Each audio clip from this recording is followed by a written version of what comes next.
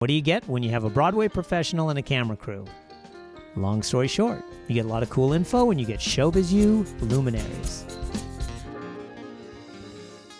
Welcome to another session from Apples and Oranges Arts Videos. Today, I'm going to be talking to Pamela Winslow Kashani, also known as my wife. Pamela, where did your artistic career begin? My artistic career began in church choir when I was 8 years old. My choir director noticed that there was something different about me, that my voice was so incredibly loud that they decided that they would put me in the adult choir. And I thought, oh, this is fun because then I get to read music 3 times a week, and I get to be in music all the time, all week long. And I developed honed my singing skills and my musical skills through that and through taking piano as well. And put it on the back burner and just went along with my life. And then I was invited to go to a performing arts summer camp, which some of you may know, French Woods Festival of the Performing Arts. A lot of really amazing people have come out of that program. And I had no idea. I went in completely blind. And I brought whatever music I had because I was told that I had to audition while I was there, which was bizarre. And so I ended up showing up to the big audition of the summer, and I put on my perfect Laura Ashley dress, and I sang Mendelssohn's "O Rest in the Lord," a beautiful aria, and I got cast as Cell Block Murderess number 2 in the musical Chicago. And from that moment on, I knew that I wanted to be a performer, and nothing was going to stop me. Then as a performer, you're 13 at the time? Mm-hmm. What was the trajectory? Bad perm, chubby, just didn't know who I was, no idea. But I had this drive, and somehow I was going to figure it out. And there's a lot of 13-year-olds right now that go to a Broadway show and they say, that is me, I want to be on that stage. Yes. How did you get from being 13 with the bad perm Yes. to getting a wig person who then dressed you every night to go on stage in your debut as Rapunzel in Into the Woods at age? 21. 8 years. What happened in those 8 years? In those 8 years, I got serious and I studied. And I had wonderful parents who were incredibly supportive of me. I studied really hard and I found some wonderful teachers. And through French Woods, I found wonderful acting teachers and joined an acting workshop on Saturdays. And I was lucky enough to live close to New York that I could come and see shows and I could study. And thankfully, it got me into a wonderful program at Carnegie Mellon, and that's when I got really serious about my acting skills and merging that with my performing skills.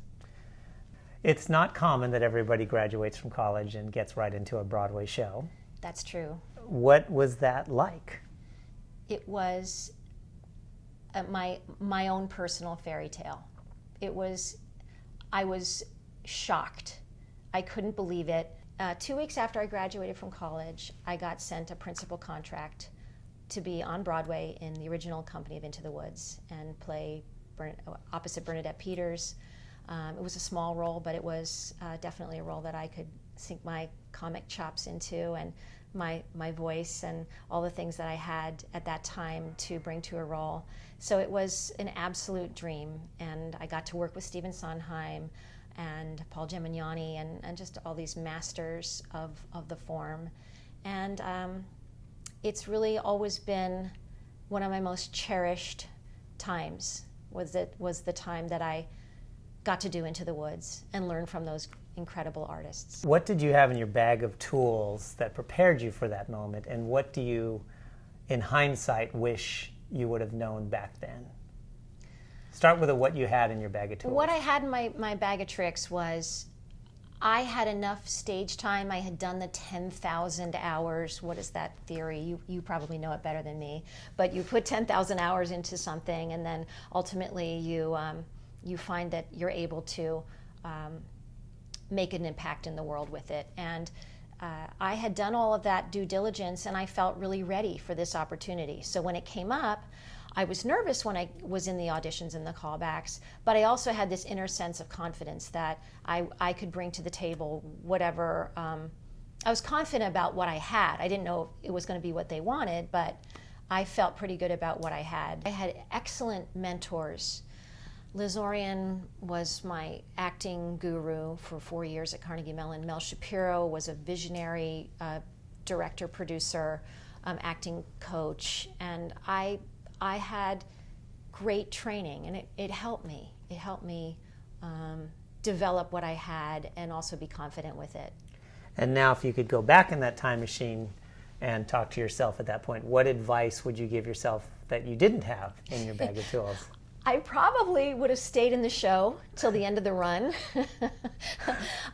because I left the show after 14 months, after my year contract. So I was in the previews and then my contract kicked in, and I did the show for 14 months. And then I felt like the show wasn't teaching me anything anymore.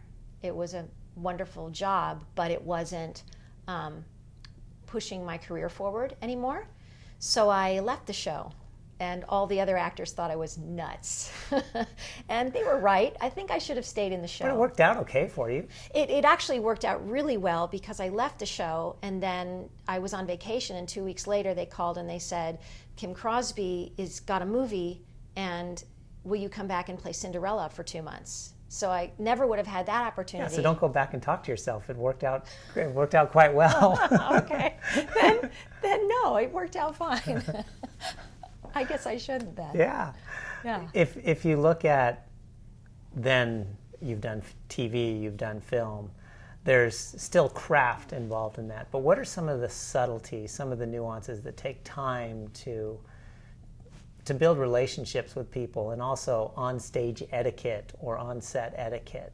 Yes, I think I was a lot more brash and brazen back then, and I was all about my show and my performance, and not as good of a team player as I am now, I would say.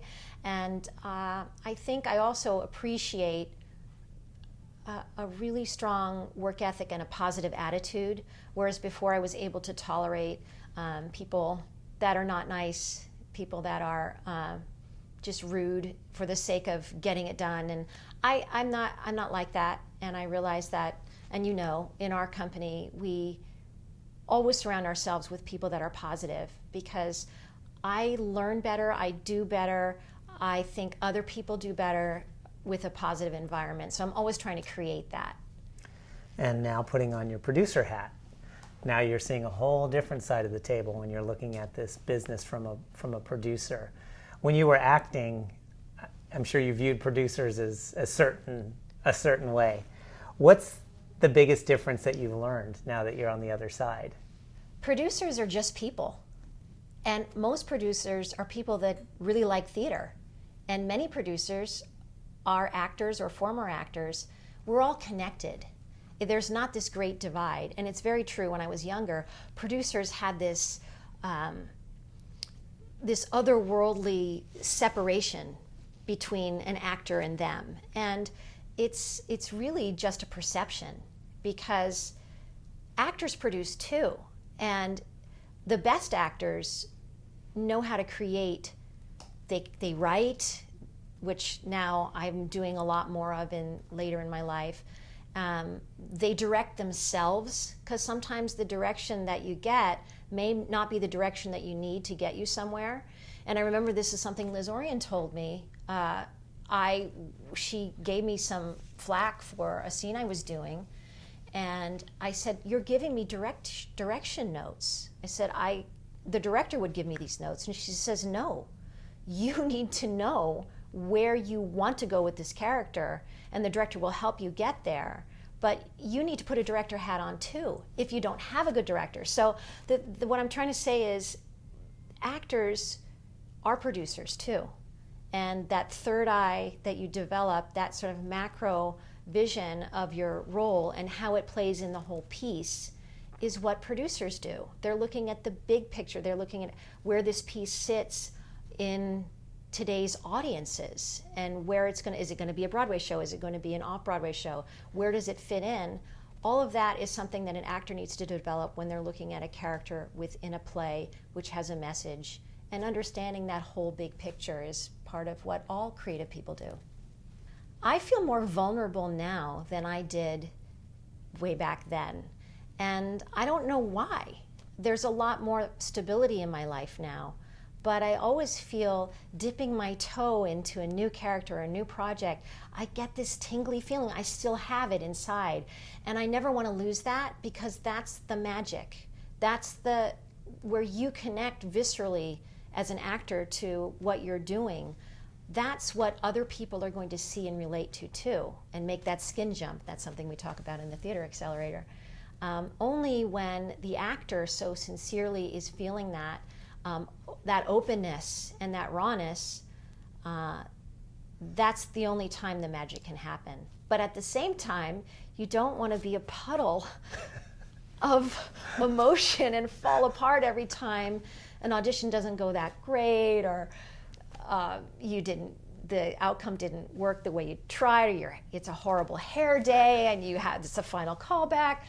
You have to have a tough skin and a soft inside. And that, I think, is a life's work. And now you're mentoring another generation of writers, storytellers, actors. How has that helped your own acting career? So much, so much. So now I'm the old lady. And I actually like it. I enjoy it. I find it tickles me to death when people admire me. And it's an honor to be looked at for advice. And I'm more than happy to do it, because I know that in my life, my mentors, without them, there's no way I would have been able to have the life that I've had. And I'm grateful, and I want to give back. Well, thank you very much. Thank you.